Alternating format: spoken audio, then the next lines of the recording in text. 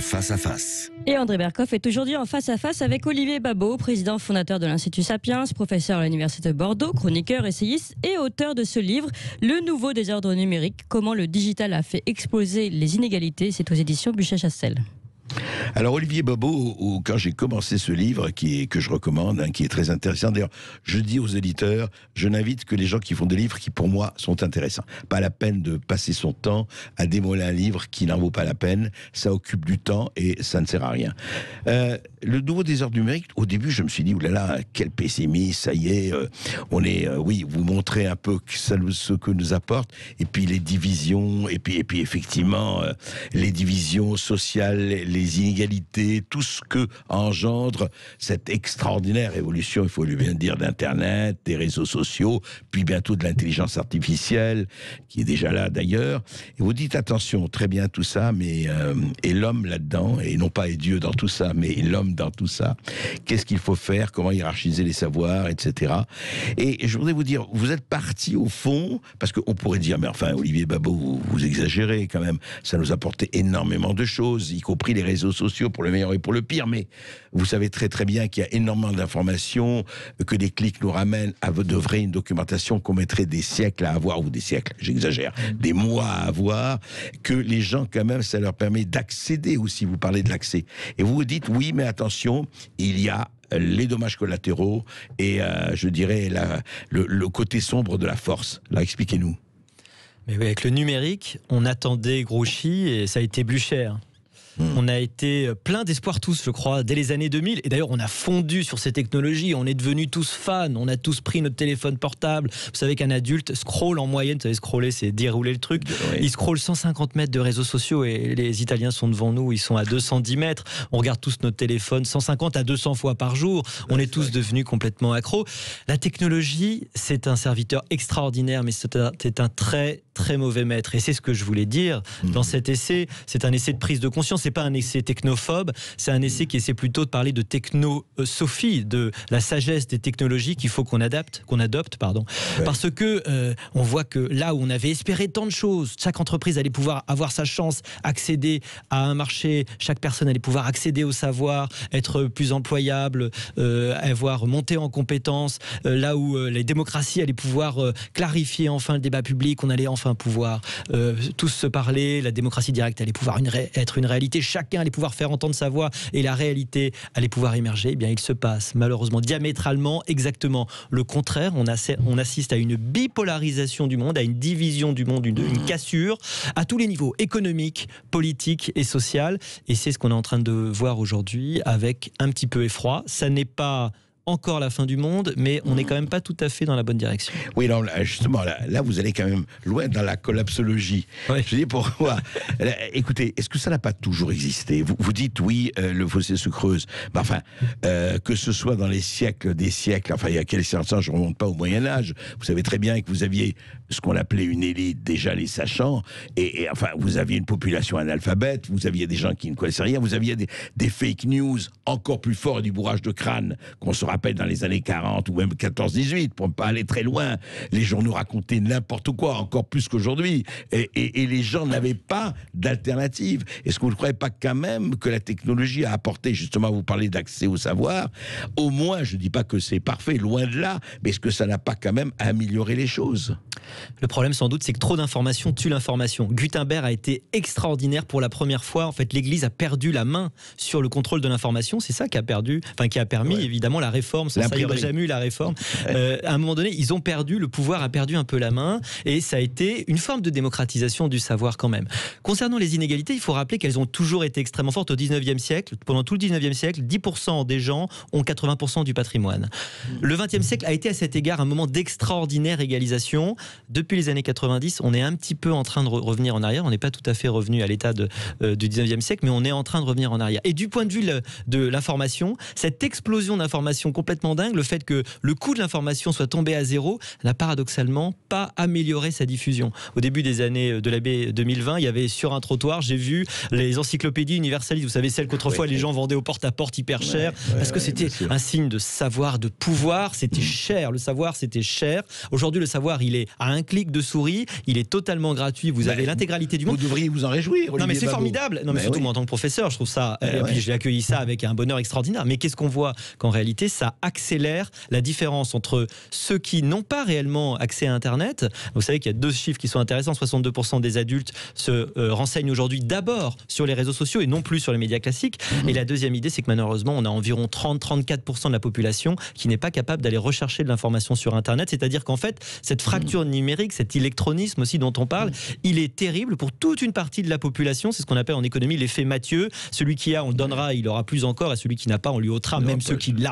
Eh bien, c'est ce qui se passe malheureusement avec cette polarisation qui fait qu'on est en train de passer d'une société en losange avec beaucoup de gens au milieu, ou en diamant avec beaucoup de gens au milieu, une grande classe moyenne. Au temps de Giscard d'Estaing, on avait espéré que ce serait ça la société. Puis et quelques 2 Français sur 3. Et 2 Français sur 3, voilà. Et puis quelques extrêmes à une société en triangle, on pourrait pas en triangle, mais en sablier, avec beaucoup de gens aux extrêmes et peu de gens au milieu. Et donc peu de points de passage entre les deux, et c'est le drame de cette fracture qui apparaît aujourd'hui. Mais justement, c'est intéressant parce que votre thèse est très intéressante, mais est-ce que, je vous rappelle, je vous repose la question, est-ce que avant, est-ce que ce n'était pas justement les 2 tiers, 1 tiers, est-ce que c'est les 2 tiers n'avaient pas connaissance même, écoutez, combien de gens lisaient? Il faut se rappeler ça. Vous parlez des encyclopédies universalistes, mais combien de gens d'abord avaient les moyens d'acheter l'encyclopédie universaliste? C'était quand même réservé. Donc, est-ce que quand même, par rapport à ça, et j'en arrive à l'esprit critique, et je prends un exemple précis, et j'aimerais que vous réagissiez là-dessus. C'est un exemple politique, mais précis. Par exemple, est-ce que vous ne croyez pas que s'il y avait eu Internet en 1980, oui, je ne remonte pas au 19e siècle, Mitterrand n'aurait jamais été élu. Pourquoi? Je ne dis pas que c'est bien ou pas bien, je n'ai pas de jugement de valeur. Mais la photo de lui serrant la main à Pétain en 1942 aurait circulé partout. Exactement. La Francisque, la décoration de Vichy aurait circulé partout. Et en aucun cas, Mitterrand n'aurait pu être le candidat de la gauche. Là, est-ce que quand même, de ce point de vue-là, je ne dis pas que ça aurait été bien ou pas bien, je n'ai pas de jugement là-dessus, mais quand même, ça veut dire qu'il y avait quand même quelque chose qu'on pouvait garder en secret d'État pendant 25 ans à 30 ans, et qu'aujourd'hui, ça aurait été impossible. Oui, vous auriez pu parler de Mazarine d'ailleurs aussi, parce qu'on l'aurait su quasiment dans l'instant, évidemment. On peut se réjouir quand même, vous avez tout à fait raison, qu'il n'y ait plus cette espèce de monopole sur le contrôle de l'information. Autrefois, l'Élysée pouvait décrocher son téléphone et à peu près juguler les fuites. Et donc, ça s'était vu. L'ORTF, vous savez, quand De Gaulle a créé le ministère de la Culture, il a gardé la télévision proche de l'Élysée, parce que l'information, c'est un truc beaucoup trop sérieux pour qu'on le confie à l'époque, évidemment, à la culture. C'était quelque chose qui était une source de pouvoir. C'est probablement un des mérites extraordinaires, cette transparence, mais c'est aussi un risque terrible. C'est Nietzsche qui disait: l'ennemi de la vérité, ce n'est pas l'erreur, c'est la conviction. Et notre grand problème aujourd'hui, voilà, c'est la certitude. Voilà. Bon, je crois que ça dépend des traductions, évidemment. Mais vous voyez bien cette idée que malheureusement aujourd'hui, cette surtransparence, elle a des effets pervers. On voit bien aujourd'hui qu'il y a beaucoup de gens d'ailleurs qui sont éloignés de la politique, qui s'éloignent de la politique parce que vous ne pouvez pas avoir à un moment de votre vie, je ne sais pas, une amende pour excès de vitesse.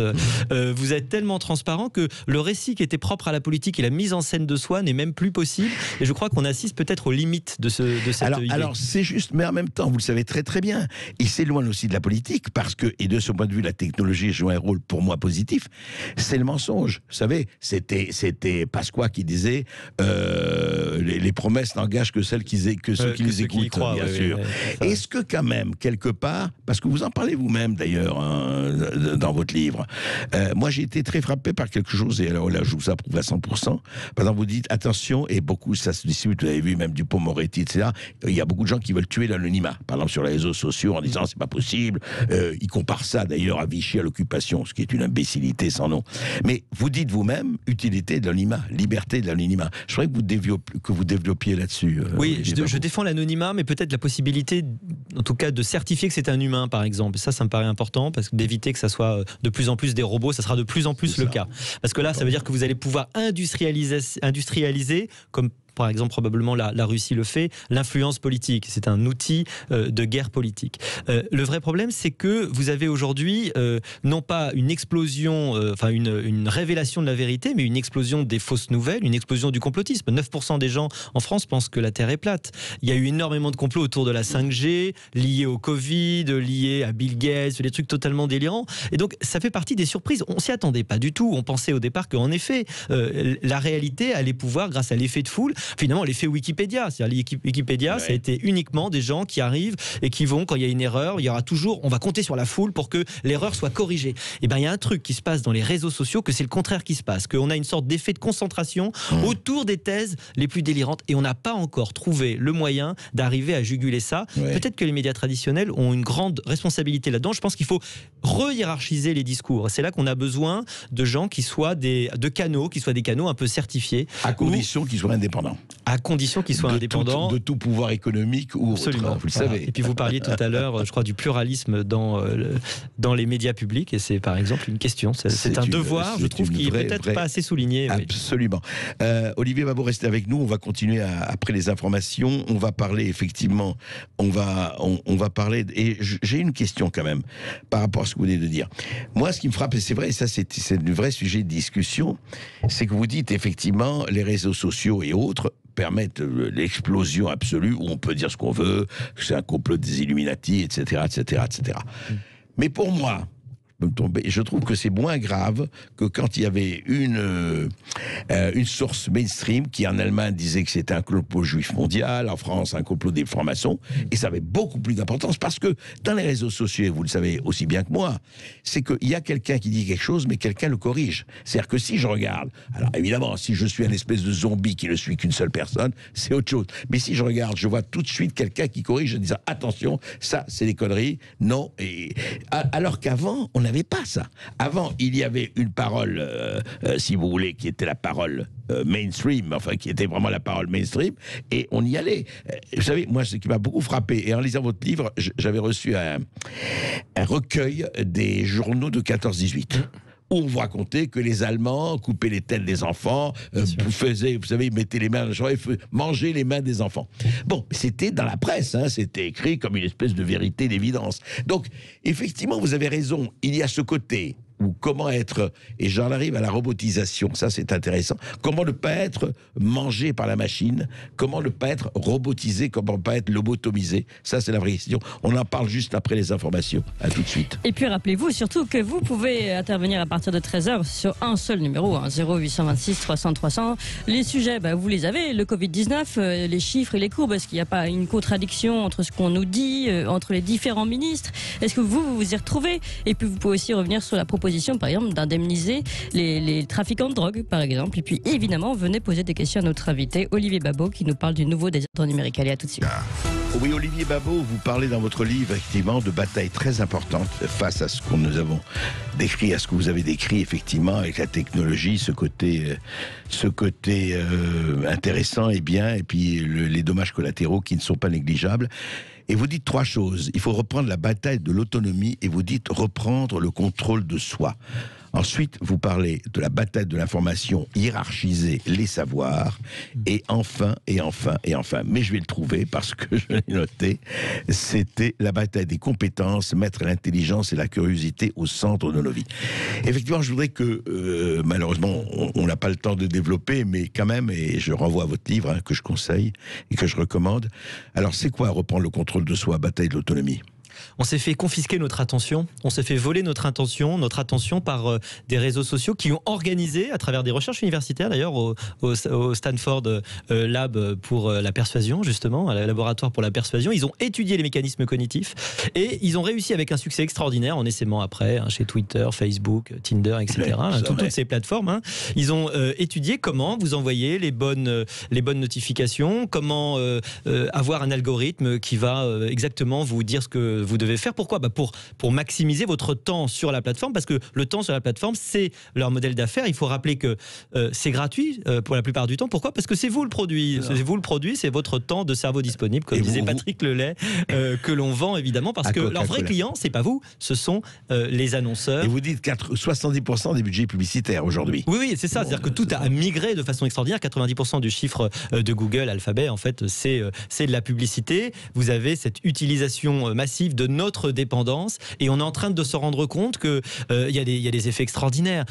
Par exemple, on a vu que la taille de l'hippocampe chez le chauffeur de taxi londonien, vous savez, l'hippocampe, c'est là où on a la mémoire spatiale, la taille de l'hippocampe a baissé depuis qu'ils utilisent le GPS, et le GPS, c'est plus leur cerveau pour arriver à quand on n'utilise plus notre cerveau, c'est un muscle, n'est-ce pas, il s'atrophie. C'est exactement la même chose, et on a constaté chez les jeunes qui utilisaient beaucoup, par exemple, les réseaux sociaux et leur portable, qu'ils avaient moins de mémoire et qu'ils étaient plus facilement en dépression, malheureusement. Alors ça nous touche tous, plus ou moins. Je crois qu'il y a une épidémie, un petit peu comme il y a aussi une épidémie d'obésité, mais il y a une épidémie de relâchement cognitif, et donc il faut qu'on se reprenne en main. C'est très dur, c'est un peu comme prendre les escaliers au lieu de prendre l'escalator. Il faut qu'on travaille notre mémoire, c'est un exercice, et puis c'est un exercice derrière, évidemment, d'esprit critique face à un tsunami de données, à une infobésité, comme disent les Canadiens, qui fait qu'on a du mal. Se réautonomiser quelque part. Exactement, c'est bien le sens de autonomie, c'est se donner à soi-même sa propre règle, et pas l'hétéronomie. L'hétéronomie, c'est bien celle des réseaux sociaux, où vous savez, 80% de ce que vous regardez sur Netflix, ça vient de l'algorithme de recommandation qui est hyper bien fait. Le dirigeant de Netflix, Reed Hastings, disait: notre principal concurrent, c'est le sommeil. Restez éveillés et regardez-nous, formidable. Et alors vous dites donc reprendre contrôle de soi, hiérarchiser les savoirs. Oui, hiérarchiser les savoirs. Le vrai problème aujourd'hui, c'est qu'on a perdu la différence entre le savoir d'un prix Nobel, d'un type qui a travaillé 30 ans sur un sujet, et puis la personne qui a transformé son point de vue en opinion, et son opinion en croyance religieuse. Et c'est-à-dire que le grand problème, c'est que vous ne pouvez plus, ne contestez pas une croyance religieuse, et c'est ce qui est en train de tuer le débat public, c'est qu'on n'a plus cette capacité de hiérarchiser. C'est entre curés de différentes façons, c'est vrai, c'est entre curés de différents ordres. Voilà, exactement, c'est-à-dire que d'ailleurs la fin de la revue Le Débat, je crois, qui était très emblématique de ça récemment, c'est autrefois on avait l'impression, est-ce que c'est une impression, mais peut-être que quand même, il y avait un peu plus un débat où il y avait des gens qui étaient prêts à un tout petit peu entendre que l'autre avait une part de vérité, peut-être. Aujourd'hui, vous avez l'impression, et c'est d'ailleurs le combat Trump-Biden, vous avez quand vous avez écouté le débat, c'était ça, c'est deux certitudes qui parlent à leur propre camp et qui n'ont aucune capacité à échanger des arguments, à essayer de faire une sorte de dialectique qui fasse qu'il y ait un consensus qui émerge. Et ça, d'un point de vue évidemment démocratique, c'est très inquiétant. Donc il faut retrouver une hiérarchisation des savoirs avec une capacité à valider certains savoirs plutôt que d'autres. Et peut-être que les médias traditionnels, presse, évidemment radio ou TV, doivent jouer un rôle dans cette certification de l'information. On doit tous devenir des citoyens d'élite si on veut que la démocratie survive. Vaste programme, mais ça demande, comme vous le savez, que l'éducation joue son rôle. Exactement. Que les médias aussi jouent leur rôle. Oui. Et c'est vrai que, malheureusement, il faut le dire, certains médias, et en tout cas, transforment beaucoup plus leur programme télévision en arène. Vous savez très bien, on ne va pas citer des noms, c'est pas le problème. Oui. Le problème est de faire le buzz, c'est de faire le clic pour qu'on se bagarre et qu'on s'envoie des horions. Mais justement, et puis vous dites, bataille des compétences, mettre l'intelligence et la curiosité au centre de nos vies. Ça veut dire quoi ? Ça veut dire que c'est en fait ce que vous dites. Très bien, et je ne vois pas qui pourrait s'élever contre, mais ça demande un travail formidable sur soi-même à chacun d'entre nous. Chacun doit prendre ses responsabilités là-dessus, quoi. On est à une époque assez exaltante, un peu terrifiante, et puis surtout hyper exigeante. C'est-à-dire exigeante, ça va exiger beaucoup de nous-mêmes. Et là, sur les compétences, c'est là qu'il faut parler d'intelligence artificielle. Il faut être extrêmement clair, tous les travaux qui vont pouvoir être faits par la machine et qui remplaceront l'homme, le seront. Et on entre peut-être effectivement dans ce second âge des machines. Le premier âge des machines, c'était celui où elles nous augmentaient, elles nous permettaient de voler, d'aller plus vite, peut-être de nous prolonger. La faux, par exemple, c'est une machine. Et puis là, ce second âge des machines, c'est le moment où la machine va avoir tendance à nous remplacer. Il ne faut pas oublier que le mot computer, en anglais, c'était une fonction chez les comptables. C'est celui qui faisait la computation de chiffres, celui qui faisait les additions. Et oui, au bout d'un moment, avant, Pascal avait inventé la pascaline pour aider son père, vous savez, qui faisait beaucoup de comptabilité, mais ça ne s'est vraiment diffusé qu'avec l'ordinateur. Et donc, il va falloir qu'on soit complémentaire de la machine si on ne veut pas être remplacé. Si on doit être complémentaire, il y a deux choses dont on a besoin, c'est la curiosité et l'intelligence. La curiosité, c'est se soucier, vous savez, c'est le mot, le cure, en avoir cure ou la cure, c'est la même idée, je n'en ai cure, c'est se soucier de ses rapports aux autres, se soucier aussi de sa propre cognition. Et l'intelligence interléguée, vous savez, c'est mettre en rapport un peu comme un bouquet. Vous allez choisir certaines fleurs plutôt que d'autres et vous allez créer, pour dire, un objet intellectuel original. C'est ça l'intelligence. On est tous amenés à cette intelligence. Vous savez, il y a cette phrase qu'on attribue à Montaigne, j'ai jamais trouvé nulle part, mais on l'attribue, c'est éduquer, c'est pas remplir un vase, c'est allumer un feu. Et je crois qu'il faut décréter l'état d'urgence éducatif. Parce qu'on ne peut pas se satisfaire d'avoir une école qui continue à plonger dans les classements, à reproduire de l'inégalité sociale, à l'accroître même, alors que justement on a un enjeu de plus en plus grand qui fait que quand vous avez, moi j'ai les étudiants, quand ils sont sur les bancs de la fac, je leur dis, vous allez être encore actifs en 2060, peut-être même 2070. Essayez d'imaginer imaginez à quoi ressemblera le monde en 2070. Ce qui est très probable, c'est que le boulot que vous aurez ce jour-là, eh bien, il sera très différent. Donc vous allez tous, on va tous devoir continuer à se former toute notre vie. Ça, à l'école, nous avait pas tellement préparé à ça. C'est clair. Et puis le nombre de jobs qui vont disparaître. Vous parlez de l'intelligence artificielle. Et se transformer, en fait. Il peut y en avoir des nouveaux. Et ce ne sera pas les mêmes. Mais en même temps, oui, mais regardez, vous parlez dans la première partie de votre livre aussi, c'est qu'il ne faut pas abandonner l'humanité. Moi, par exemple, ce qui me frappe, et vous frappe aussi, moi je voyage beaucoup, et quand on arrive par exemple au guichet de l'aéroport, avant, vous aviez quand même des gens. Moi, j'aurais préféré payer 5 à 10 euros de plus et voir quelqu'un qui prend les bagages, qui enregistre mon billet, on parle, etc. Fini. Mais là, vous faites tout. Ça ne me paraît pas du tout un progrès, ça, si vous voulez. Cette espèce de déshumanisation des rapports. Je ne parle même pas des stations d'essence, je ne parle même pas de tout ça. Il y a quand même ça aussi, toujours ce paradoxe extraordinaire. Très bien, l'intelligence artificielle et les machines, mais jusqu'à où, comme on dit, et jusqu'à quand? C'est-à-dire, comment faire empêcher la déshumanisation? La technique, Heidegger en parlait très bien d'ailleurs. Vous avez tout à fait raison, d'autant plus qu'avec le Covid, on a vu qu'on est de plus en plus isolés, masqués, enfermés chacun dans nos bulles cognitives, uniquement en rapport avec les gens à travers Internet, mais ce qui ressemble peut-être de plus en plus à une prison. Le premier humanisme, vous savez, c'était évidemment la redécouverte des anciens, mais aussi l'idée qu'une fois qu'on avait mis la religion de côté, qu'on avait réussi à la mettre en dehors de la question publique, c'était la question de ce qui faisait la valeur de l'homme en tant qu'être humain. Et derrière, il y a évidemment un projet politique et tout ce qui a les lumières, évidemment, en sont nées. Et bien aujourd'hui, je crois qu'il y a un second humanisme, c'est-à-dire une seconde place de l'homme, un savoir-vivre au sens plein du terme. C'est-à-dire qu'on doit réinventer un savoir-vivre, une discipline d'usage des technologies, et puis recomprendre par exemple l'importance de la convivialité, l'importance des relations. Alors la convivialité en ce moment c'est un peu compliqué avec le Covid et ça va peut-être le devenir de plus en plus, c'est pour ça qu'on vit vraiment une période terrible, mais redécouvrir l'importance et regarder en culture combien le concert, le spectacle vivant retrouve de la valeur. Autrefois, vous faisiez un spectacle vivant pour vendre des CD, autrefois vous mettez gratos sur YouTube ou sur Deezer, et donc ça vous rapporte, mais en revanche vous faites des spectacles gratuits, et ça c'est quand même la bonne nouvelle et peut-être la note d'optimisme, c'est que ce côté humain, ce besoin de mise en relation, ce besoin de désirer, de décider, de penser, c'est un peu nos 3 piliers chez Platon, où c'est cette idée, le nous, le thumos et l'épithumia, on est des êtres de désir, de pensée et de décision, de courage. Ces 3 piliers qui sont très attaqués par le numérique, et ben si on arrive à avoir cette preuve de cette volonté suffisante, on peut arriver à s'en servir comme d'un levier positif. Donc je crois qu'il faut être quand même très optimiste, et je suis optimiste en fait sur la capacité de l'humain toujours à se reprendre. Vous voyez, c'est pas un livre pessimiste. Et André Berkoff, toujours dans tous ses états, avec Olivier Babot, auteur du nouveau Désordre numérique aux éditions Buchet-Chassel, et avec vous qui nous appelez au 0826 300 300. C'est le cas d'Evelyne qui nous appelle de Villeneuve-sur-Lot. Bonjour Evelyne. Oui, bonjour Evelyne. Bonjour tout le monde. Très intéressante votre émission. Je vous remercie beaucoup, Monsieur Berkoff. Merci. Je souhaiterais poser juste une question à votre invité. Comme il y a beaucoup de guerres actuellement, que ce soit bactériologiques ou autres, je souhaiterais savoir ce qu'il en pense au niveau des hackers qui peuvent effectivement aussi pouvoir s'attaquer peut-être à nos satellites, enfin à tout ce qui peut faire maintenant notre vie numérique, tout ce qui peut être économique, sanitaire, parce que tout est relié maintenant. Sur les pirates informatiques, les hackers, tout ça. C'est ça. Voilà, ouais. Savoir exactement ce qu'il en pense.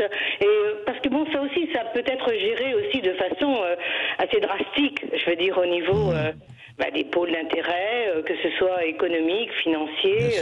Et la manipulation que ça peut engendrer aussi. Exactement. Je n'osais pas dire le terme, parce que faut se méfier maintenant. Il y a des termes, c'est pas...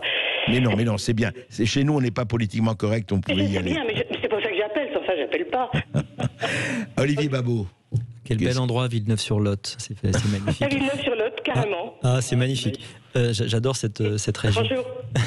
Vous avez tout à fait raison. Le hacking est un des grands enjeux aujourd'hui. On sait que la guerre va probablement être silencieuse, elle pourrait même être totalement invisible. Aujourd'hui, si vous arrivez à bloquer les communications, d'ailleurs, vous savez, Internet, à l'origine, avait été inventé pour éviter le problème vous avez un centre, il suffit de casser le centre, et puis vous avez tué votre ennemi, et vous l'avez empêché de faire quoi que ce soit. Mais enfin, si on arrive à bloquer Internet, et si demain tout fonctionne avec Internet, évidemment, c'est même plus la peine d'envoyer vos chars, c'est extrêmement efficace. Mais le hacking, il peut aussi être beaucoup plus pernicieux, parce que ça peut être, on en a un peu parlé tout à l'heure en parlant de la Russie, mais du hacking cognitif, du hacking sur la la fabrique de l'opinion. Quand vous allez décider de ce qui est visible et de ce qui est invisible, de ce qui peut être dit et ce qui ne peut pas être dit. Quand d'ailleurs vous avez la possession des tuyaux eux-mêmes, et on ne parle pas assez des câbles, notamment les câbles sous-marins, parce que Internet, c'est pas que du virtuel, c'est des câbles, tout à fait sérieux que les GAFA, notamment physiques, vont passer à travers les océans. Et quand vous possédez les câbles, quand vous possédez évidemment là par où transite l'information, quelque part vous contrôlez l'information. Je parlais avec un dirigeant d'une grande banque qui me disait: notre système informatique est attaqué sérieusement 1000 fois par jour. Il y a 1000 attaques informatiques par jour. En réalité, le monde de l'Internet, c'est un monde où se mène en permanence une terrible bataille, une bataille évidemment de prise en main et de prise de pouvoir. C'est pareil, c'est un territoire qui est très virtuel, mais je crois qu'il va l'être de plus en plus réel pour les personnes lambda, quoi, pour le commun des mortels. Donc c'est un peu compliqué. Il n'y a pas que les sous-marins, je veux dire aussi les satellites aussi qui tournent. Ça aussi, c'est aussi des priorités et ce sont aussi des commandés. Enfin, bon, voilà. Vous avez tout à fait raison, c'est un champ de bataille, mais figurez-vous que heureusement notre défense nationale est assez au courant de ces choses-là et elle est extrêmement lancée sur le sujet. On n'est pas les plus mauvais, on a d'assez bonnes technologies, il faut le dire, et y compris au niveau européen. Donc, voilà, on n'est heureusement pas complètement naïf sur le sujet, mais c'est vrai que quand demain vous aurez des voitures autonomes, les avions en fait ils sont déjà autonomes à 80% en fait, d'ailleurs même un peu plus, mais disons qu'il y a l'homme en cas de problème. Si demain vous imaginez que vous avez des capacités à prendre, à hacker, à pirater ces voitures ou ces avions, évidemment, vous pouvez arriver à faire notamment des attentats terroristes. Ça fait partie des problèmes. On pourrait dire au même titre qu'aujourd'hui, il faut éviter à un terroriste d'arriver à se doter d'armes et d'explosifs. Et heureusement, je crois qu'on est assez conscient de ces problématiques régaliennes-là. En tout cas, on se bat là-dessus. Clémence. On retourne au standard. On donne la parole à Olivier qui nous appelle de Toulouse. Bonjour Olivier. Oui, bonjour Olivier. Bonjour. On vous écoute, Olivier. Ah, moi je devais intervenir au sujet de la plaque. Mais vous intervenez sur ce que vous voulez, Olivier, il n'y a pas de problème. D'accord, non, moi je voulais intervenir sur la plaque d'Arnaud Beltrame. Allez-y. Victime de son héroïsme. Ouais. En fait, quand on a vu la situation, en fait, je pense qu'on est un peuple de pleutres et de lâches, et on n'ose pas dire, en fin de compte, qu'Arnaud Beltrame est tombé sous l'islamisme, parce qu'il y a encore beaucoup de ressortissants islamiques en France. Et donc on n'ose pas, en fin de compte, les nommer parce qu'on aurait peur qu'en fin de compte ils se retournent contre nous. C'est une plaque d'ailleurs qui avait été interdite, je crois, à Marseille. Ils avaient interdit à Marseille d'avoir. Tout à fait. Oui, ils ne voulaient pas d'avoir dans je ne sais quel arrondissement déjà. Ils ne voulaient pas, avoir la municipalité, la majorité de la municipale ne voulait pas avoir une plaque. Une certaine communauté en France, et donc c'est pareil à Paris. On préfère en fin de compte nommer les choses en disant il est victime de son héroïsme, pardon. Mais on veut surtout pas nommer les choses. Et d'ailleurs vous disiez il n'y a pas très longtemps tout à l'heure, vous disiez que en France, il y a des plaques, on dit victimes du nazisme, de la barbarie. Mais souvenez-vous que ces plaques ont été mises une fois qu'on était sûr que la barbarie nazie avait été exterminée. Donc tant que ça ne sera pas exterminé, malheureusement, il faudra qu'on s'excuse auprès de la famille d'Arnaud Beltrame et de lui-même d'ailleurs pour dire nous sommes un peuple de lâches et nous ne ferons jamais, en fin de compte, nous nommerons jamais l'ennemi parce qu'on a peur de lui, quoi. Et c'est pourquoi d'ailleurs aujourd'hui qu'on a tous ces soucis dans toutes les cités et partout, c'est parce qu'ils ont compris en fin de compte comment on fonctionnait. Ils ont tout à fait compris qu'en fin de compte c'était l'impunité. En fin de compte, on n'était plus arrivé à la tolérance zéro, mais l'impunité zéro. Donc ils peuvent faire ce qu'ils veulent sans aucun souci. Ils ont peur de nous. En fin de compte, plus la personne hurle, plus l'autre croit se taire. Oui, c'est la tolérance zéro et l'impunité infinie, en fait. Mais le problème, si vous voulez, c'est qu'on peut espérer, enfin moi, j'espère qu'il y a beaucoup de gens aussi qui sont à la fois ou d'accord avec vous et surtout qui ne sont pas d'accord à ce que tout le monde se couche. Je pense qu'on n'est pas encore à ce stade, j'espère qu'on ne le sera jamais d'ailleurs. Alors, la fin d'un cycle, comme toute chose, que ce soit un cycle en économie, dans n'importe quoi, la fin d'un cycle, en fait, vous avez une accélération assez importante. La dernière période sont ultra violents. Oui, toujours. Pas rapide et ultra violent, et après, c'est la fin d'un cycle. Et là, j'imagine que ça fait à peu près 40 ans qu'on est rentré dans ce cycle où on se couche. Et là, on arrive en fin de cycle où ça s'accélère de tous les côtés, que ce soit aux États-Unis, d'ailleurs en France et n'importe où, ça s'accélère partout. Et que je pense que la fin du cycle arrive, mais ça va être ultra violent. Olivier Babot. Ça ne se fera pas sans une ultra-violence. On sait comment ça va finir. La seule question qu'on peut se poser, c'est quand ça va finir. Quand, oui, ça, c'est une question que beaucoup de gens se posent. Olivier Babot, vous vouliez... Quelle ironie, au moment où vous parlez du plus grand courage possible, vous faites preuve de la plus grande lâcheté possible, parce que finalement, ce courage bien modeste qui aurait été celui de nommer les choses, probablement vous ne l'avez même pas.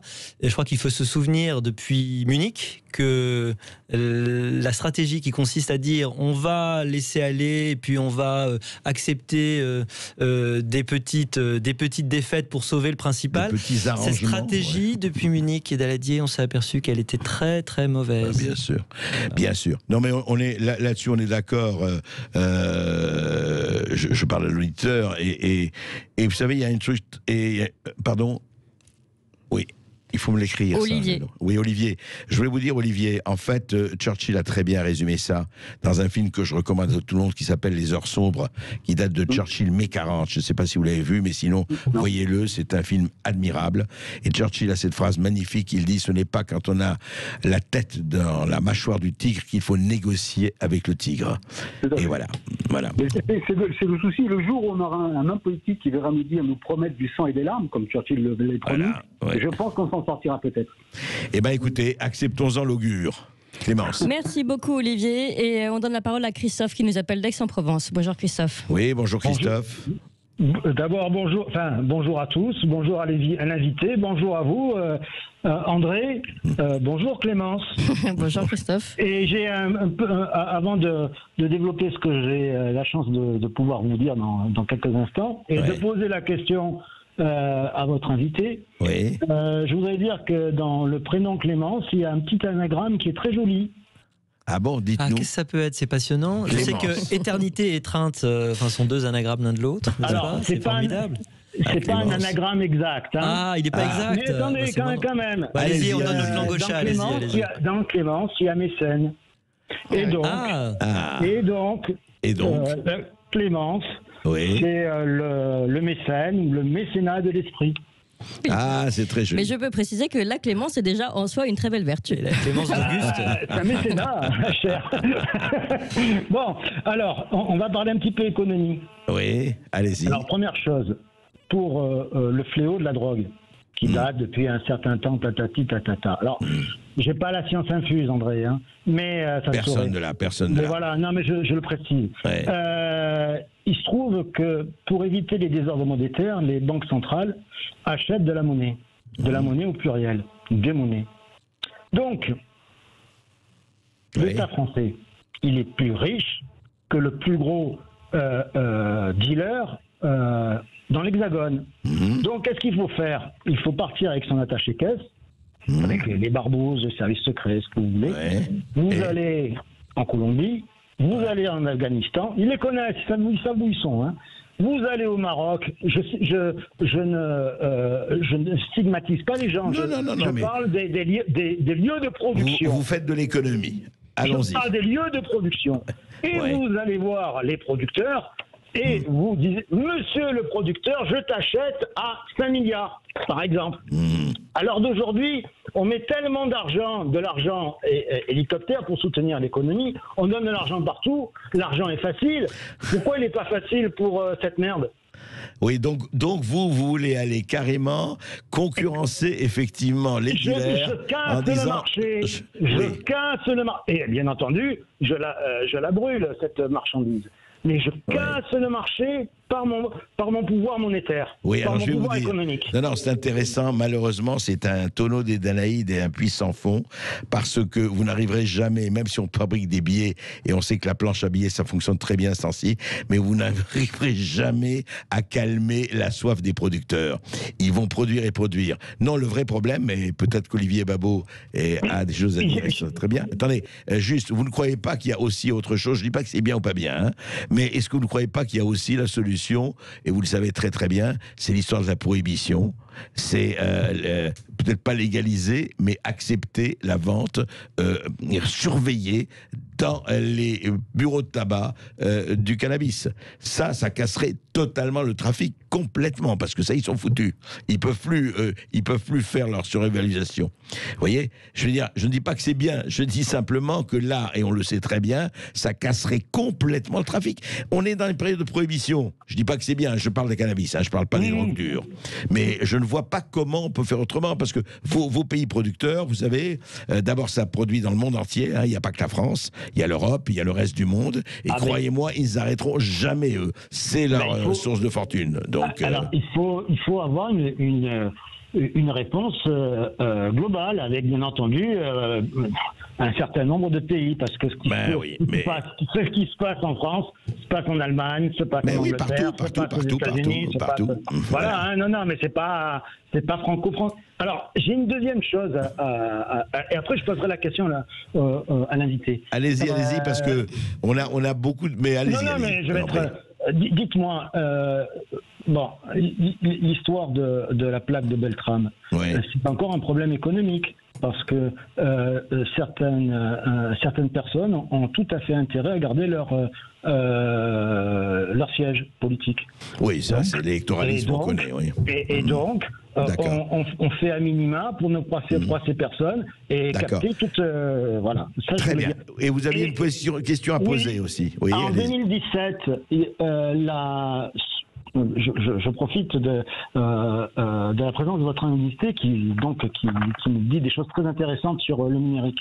En 2017, la campagne n'a pas été pilotée par les partis les plus geeks, par des algorithmes, c'est-à-dire je te dis ce que tu as envie d'entendre, et donc je vais l'étudier, donc je vais te raconter sur les estrades ce que tu veux exactement que je dise. Voilà. Alors, alors Olivier Babot, est-ce que la campagne présidentielle de 2017 a joué? Est-ce que les algorithmes, est-ce que le numérique a joué vraiment un rôle, je dirais, essentiel ou très important? En tout cas, le rôle des réseaux sociaux à chaque campagne politique désormais s'affirme de plus en plus. Il est de plus en plus important. Je pense qu'il a été beaucoup plus pour l'élection de quelqu'un comme Bolsonaro au Brésil, qui était inconnu un an avant et dont on sait que c'est grâce à YouTube notamment qu'il a percé, probablement aussi Donald Trump. J'ai pas l'impression que ça soit ça qui ait permis l'élection du président de la République, Emmanuel Macron actuel. En revanche, c'est vrai qu'il a pu utiliser la facilité du numérique pour arriver à créer un parti en quelques semaines ex nihilo, puisque vous pouvez très facilement faire une plateforme, c'est hyper rapide, vous inscrire en un clic, arriver à vous retrouver entre vous. Tout ça, ça n'existait pas il y a 20 ans. Et évidemment, il y a 30 ans, où il y avait une prime à un parti politique qui était établi, qui avait des élus locaux, qui avait des cellules locales. Ça prenait du temps, et donc il y avait une sorte de barrière à l'entrée sur le marché politique. Et ce qui est vrai, c'est que depuis le numérique, il n'y a plus de barrière à l'entrée. C'est un peu comme les startups. La barrière à l'innovation est tombée. Le cloud computing est devenu très peu cher. Vous pouvez entrer sur le marché facilement. Et ben, l'entrée sur le marché politique, il est aussi facile. D'ailleurs, la sortie, probablement, est assez accélérée aussi. Allez, une question encore pour notre invité, Yvette de Perpignan. Bonjour Yvette. Oui, bonjour. J'ai une question pour votre invité, un truc à dire à M. Berkoff et un remerciement. Je vais aller vite. Hein. La première question, c'est pour votre invité. On nous dit qu'il y a 2500 satellites qui sont morts autour dans l'univers. Est-ce que tous ces machins qui sont morts, est-ce que toutes ces attractions-là ne jouent pas sur le climat Les satellites qui ne fonctionnent plus, qui tournent. Oui, les 2500, il y en a 2500, on nous a dit l'autre jour à une émission, qui sont morts. Et puis tous ces satellites, est-ce qu'ils ne jouent pas sur la fluctuation du climat ? Alors, non, je ne suis pas physicien ni climatologue, mais je peux à peu près vous affirmer que ce n'est pas le cas. En revanche, il y a un vrai problème de débris, en fait, parce ça fait tellement longtemps, il n'y a pas malheureusement que 2500 trucs qui tournent autour de la Terre et qui ne servent plus à rien, qui ne sont plus utilisés. Il y a plein de débris, parce que ça fait un moment qu'on commence à faire des choses en orbite autour de la Terre, et ça commence à être un problème, parce que évidemment, ça devient un danger, mais ça ne crée pas, par exemple, d'effet de serre. C'est pas ça qui pourrait être susceptible de retenir ou pas la lumière. Donc non, pour l'instant, c'est pas le problème, mais à terme, il peut y avoir un problème spatial. Allez, merci beaucoup Yvette. Yvette, restez avec nous, on se retrouve dans quelques instants. Cas d'Yvette, avec qui on était déjà en contact. Yvette nous appelle de Perpignan. Alors Yvette, vous aviez d'autres choses à dire, je sais. Oui, excusez-moi. Oui, monsieur Toussaint, le professeur Toussaint est venu dimanche, et dimanche, il était interviewé sur Sud Radio. Ouais. Et j'ai écouté. Ouais. Il a dit que ils ont enlevé 2000 lits de réanimation. Aussitôt, il y a eu le déconfinement. Mais pourquoi ils ont fait ça ? Écoutez, ça c'est une question que l'on pose très régulièrement et personne nous donne la réponse. Enfin, une réponse existe, chacun a sa réponse, chacun a son... Et très sincèrement, alors là, moi je ne suis pas évidemment de la partie, mais c'est vrai qu'on peut se poser... Non, la vraie question, Yann, c'est qu'est-ce qui s'est passé? Ça fait depuis janvier, février, qu'on est en plein dedans. Disons, le Covid, on l'a appris en janvier, et puis on sait ce qui s'est passé depuis, etc. Nous sommes aujourd'hui en octobre. Qu'est-ce qui s'est passé après le déconfinement? Pourquoi il n'y a pas eu effectivement de lits de réanimation en supplément, et nettement en supplément? Le personnel, vous savez, il y a beaucoup de choses à dire. On en a beaucoup parlé, nous, dans Berkoff, dans tous ces états, dans cette émission. Non, mais le pire, c'est qu'ils les ont enlevés, alors qu'ils nous parlaient toujours d'une deuxième vague. Oui, alors écoutez... Et eux, ils suppriment 2000 lits, comme ça. Ouais. Alors là, M. Véran a dit qu'il allait en remettre 5000, mais dans le courant novembre. Mais pourquoi ils ont enlevé les 2000, sachant qu'il allait avoir une seconde vague? Ils veulent nous faire crever ou quoi? Alors écoutez, ça a été contesté, effectivement, ce qu'a avancé le professeur Toussaint. En général, lui, il a des chiffres assez précis, et il est assez précis lui-même. Mais effectivement, on peut se poser beaucoup de questions par rapport à ça. C'est-à-dire qu'il y a eu à un moment donné, vous savez, il y avait 5200 lits de réanimation. Ils l'ont doublé pendant la grosse crise en mars-avril, la pandémie qu'il y a eu à ce moment-là. Après, qu'est-ce qui s'est passé? J'avoue que je n'ai pas de réponse. Et quand on pose la question, c'est toujours chacun a une réponse très différente. Donc voilà. Malheureusement. Alors là, c'est bougrement bête parce que il y aurait pas tout cette, on serait pas effrayé comme ça s'il y avait de 2-3 000 lits en plus. C'est sûr. Non, mais il en faut. Enfin, et puis non, vous savez ce qui s'est passé aussi. Pardon. Alors en revanche, c'est qu'il y a une certitude. Il y a eu quelque chose d'assez terrible dont on parle très peu. C'est que vous savez, pendant le Covid, il y avait des cancers, il y avait des maladies cardiovasculaires, il y avait énormément de choses qui devaient être traitées. Et certaines choses n'ont pas été traitées par manque de lits. C'est-à-dire que on connaît des gens qui auraient dû être opérés, je dirais en urgence, ou en tout cas assez urgemment, et qui n'ont pas été, en tout cas pas tout de suite, etc. Il y a eu quand même beaucoup de choses qui ont pas du tout fonctionné pendant ces mois-là. Et c'était pas très joli. Oui, mais il y a un truc quand même, j'entends les gens nous dire autour de nous, là, des gens qui travaillent dans les hôpitaux, qu'ils sont payés, les directeurs d'hôpitaux, s'ils retirent des lits. Mais c'est quoi ce truc, ce monde de merde qu'on vit là? Écoutez, que ça? Eh oui, non, mais vous savez, le problème de l'hôpital, ça a commencé il y a 40 ans, 30 ans, et on disait toujours, on a le meilleur système de santé du monde. Oui, on a les meilleures conditions de remboursement, etc. Mais il y a eu à un moment donné, et ça, Bernard Cron en parle très souvent dans notre émission, c'est que, et puis d'autres, il dit simplement qu'on a considéré que l'hôpital était une entreprise et qu'il fallait rationaliser tout ça. Vous voyez, c'était comme une start-up. Voilà, il faut rationaliser. Or, la santé, qu'est-ce que ça veut dire rationaliser la santé? C'est vraiment un problème. Non, il fallait attention. Là, il y a peut-être trop de lits. Là, il y a peut-être trop de gens. Et vous savez, le chiffre, moi, qui m'a frappé, je ne suis pas médecin, mais je suis client des hôpitaux ou patient comme tout le monde.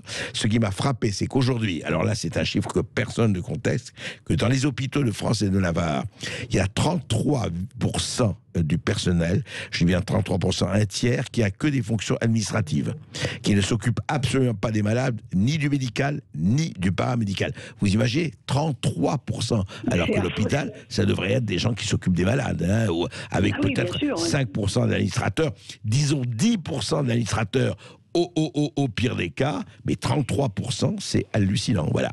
Je suis malade, enfin bon, excusez-moi, mais voilà. Je voulais vous demander, et je peux juste dire un tout petit truc, je remercie Natacha Harry dans l'émission qu'elle fait pour les animaux, parce que c'est la seule à faire, elle a fait venir une vétérinaire où il y a les intempéries, et la vétérinaire nous a expliqué comment ça se passe pour les animaux, alors que personne nous en parle des animaux. Eh bien écoutez, je transmettrai à Natacha Harry, merci pour elle. Merci beaucoup, excusez-moi, merci beaucoup. Merci beaucoup Yvette, et je précise que Natacha Harry, vous pouvez la retrouver tous les week-ends de 10h à 11h. Alors on donne la parole maintenant à Christine qui nous appelle du Gard. Bonjour Christine. Oui, bonjour. Oui, bonjour.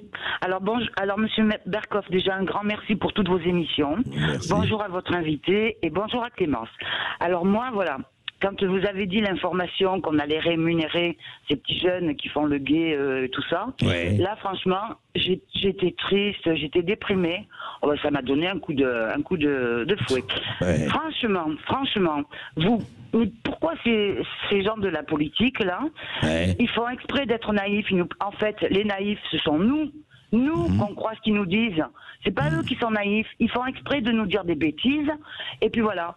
Je comprends qu'il faut essayer de sortir ces jeunes qui ne sont pas encore dans la drogue. Ça, je le comprends.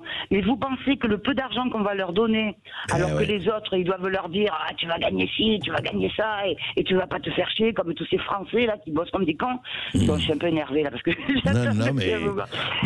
je suis désolée de dire ça. Mais moi, j'ai des voisins, j'ai mon voisin, là, on s'entend bien. L'autre jour, il m'a dit, je vais te passer le livre du Coran. J'ai dit, écoute, moi, je suis catholique, bon, bref, tout ça. Mais c'est pas pour ça qu'on se fait la tête.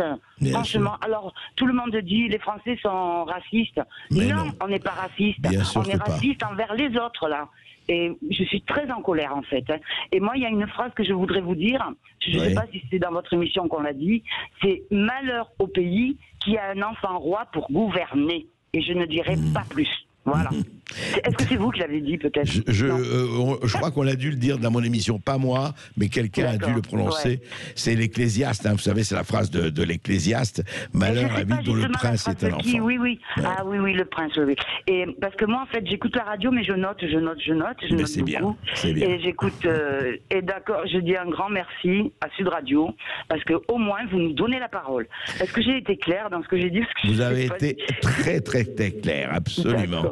Et c'est pour ça que nous, on se permet et on se le permettra toujours, tant qu'on est là, de dire les choses et de dire voilà ce que, effectivement, cette histoire d'enlever les chauffeurs, d'enlever les guetteurs en leur promettant quelques menus monnaies, ça me paraît malheureusement frapper au coin de la naïveté la plus exemplaire pour être indulgent.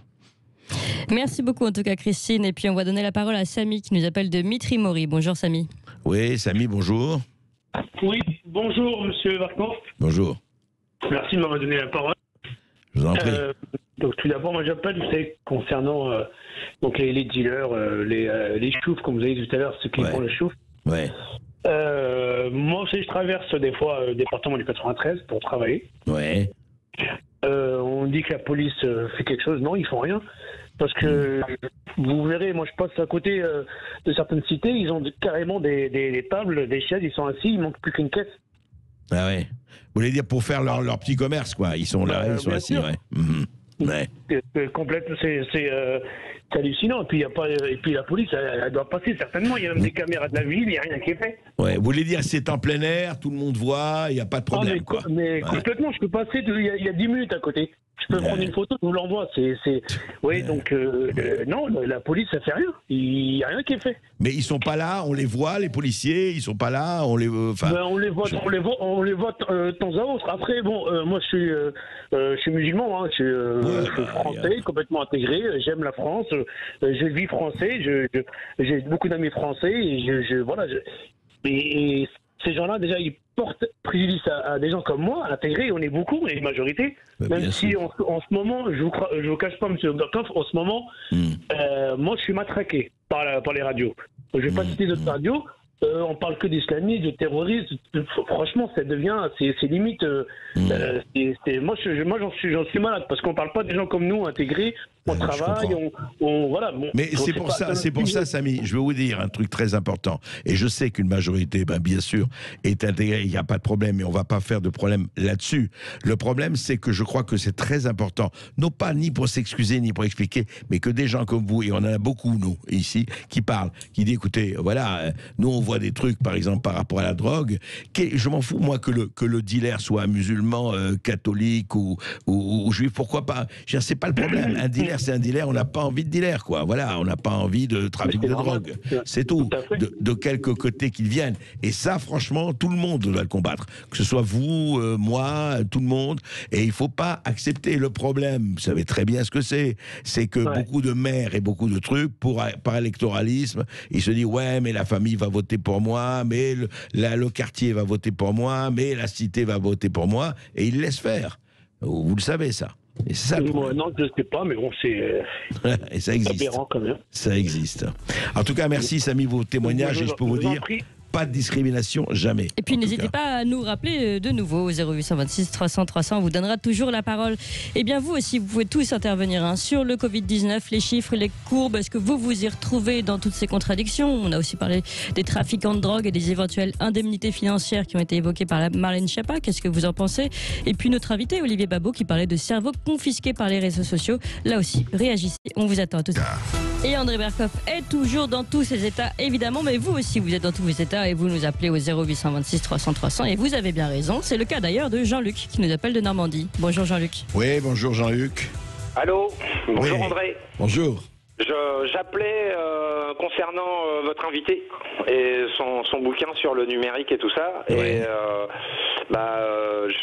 c'était pour signaler, enfin, parce qu'ils n'en parlent pas beaucoup, puis manifestement dans son propos, on a l'impression que c'est peut-être un petit peu chaud patate en ce moment sur le net, mais pour l'instant ça va encore. Moi j'ai pu constater là ces derniers jours qu'il y avait une véritable censure invisible. Et personne n'en parle. J'ai eu du mal à trouver quelques informations là-dessus. Censure invisible, vous parlez de quoi par exemple? Donnez un exemple. Une censure invisible, c'est, vous voyez, quand vous voulez commenter quelque chose, alors les sites les plus connus, on va dire, YouTube, Odyssée par exemple, vous ouvrez un profil, vous déposez votre petit commentaire.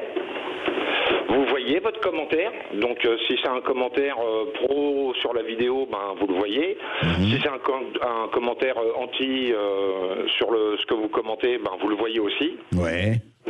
Et par contre, si vous avez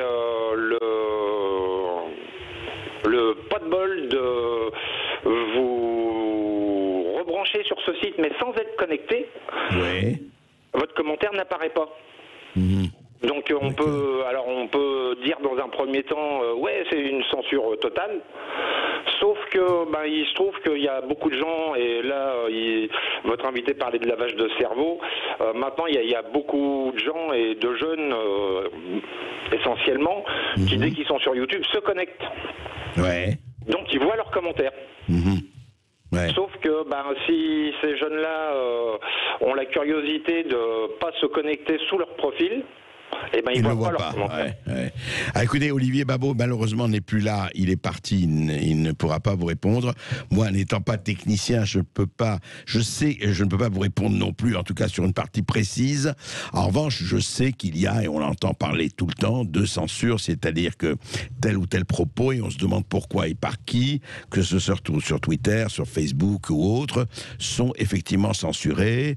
Moi, je vois beaucoup, par exemple, de gens suivant comme ça sur le net, de gens qui perdent leurs abonnés, par exemple, sur Twitter et autres. Leur compte Twitter se retrouve avec 1000 abonnés en moins, ou 2000 en moins, ou plus du tout. Alors, quelquefois, ils reçoivent, vos commentaires ne correspondent pas aux règles déontologiques, ou je ne sais pas comment ils appellent ça, Twitter.